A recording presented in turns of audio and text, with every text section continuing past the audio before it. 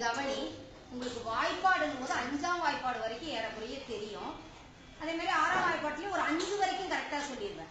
இந்த 5க்கு மேல வரக்கூடிய வாய்ப்பாடுகள் தான் உங்களுக்கு தடுமாற்றமா இருக்குது. அதுக்கு ஒரு எளிமையான முறை இருக்குது. நல்ல கவனி. இதை நீ கத்துக்கிட்டீங்கன்னா நீ மனக்கணக்காவே நல்லா வேகமா போட ஆரம்பிச்சிடலாம். புரியணுன்றதுக்காக நான் ஒவ்வொன்றையும் எக்ஸ்பிளைன் பண்றேன், உனக்கு விளக்கம் கொடுக்குறேன். கவனி, எந்த 2 எண்களை கூட்டினா 10 வரும் அப்படின்றத முதல்ல நீ தெரிஞ்சுக்கோ. அதை தெரிஞ்சினாலே நீ நிறைய கணக்குகள் போடலாம். அந்த 2 நம்பரையும் என்ன பண்ணு, நண்பர்கள் அப்படின்னு கூப்பிட்டுக்கோ. இப்ப பாரு, 9ஐயும் 1ஐயும் கூட்டினா என்ன? 10. அடுத்தது 8ஐயும் 2ஐயும் கூட்டினா என்ன? 10. 7ஐயும் 3ஐயும் கூட்டினா என்ன? 10. 6ஐயும் 4ஐயும் கூட்டினா என்ன? 10. 5ஐயும் 5ஐயும் கூட்டினா என்ன? 10.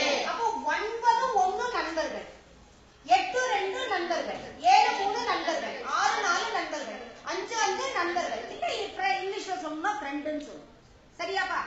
இப்ப நீ என்ன பண்ணணும்னா, யாரு அவனோட அந்த நம்பரோட நண்பன் அப்படின்றத முதல்ல நீ கண்டுபிடிக்கணும். அது ஈஸியா கண்டுபிடிச்சிருக்க. அதை கண்டுபிடிச்சினாலே வாய்ப்பாடு ஆட்டோமேட்டிக்கா வந்துடும். ஃப்ரெண்டுன்னு சொல்லிட்டாங்க. இப்ப நண்பனுக்கு பதிலா இப்ப 9ஓட ஃப்ரெண்ட் யாரு? 1. 6 6ஓட ஃப்ரெண்ட் யாரு? 4.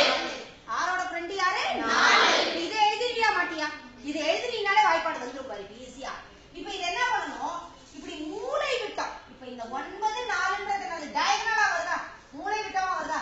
அப்ப இந்த 9ல இருந்து எதை கழிக்கணும்? நீங்க 4 கழிக்கணும். எவ்வளவு நகரும்? 9ல இருந்து 4 5. அதே மாதிரி இந்த மூளை விட்டத்தை கழிச்சு பாரு. 6ல இருந்து 1 கழிச்சா என்ன? 5. அப்ப நீ ஏதாவது ஒரு மூளை விட்டம் வழியா நீ கழிச்சுக்கணும். எந்த பக்கம் கழிக்கிறது ஈஸியா இருக்குதுன்னு பாரு. இப்போ 9ல இருந்து 4 கழிக்கிறத விட 6ல இருந்து 1 கழிக்கிறது ஈஸியா. அதனால 2 விதமான மூளை விட்டம் வரும். அது எது ஈஸியா இருக்குதோ அதை நீ கழிச்சு கொடுக்கணும். இப்ப நல்லா கவனி. 9ல 4 போச்சுன்னா 5.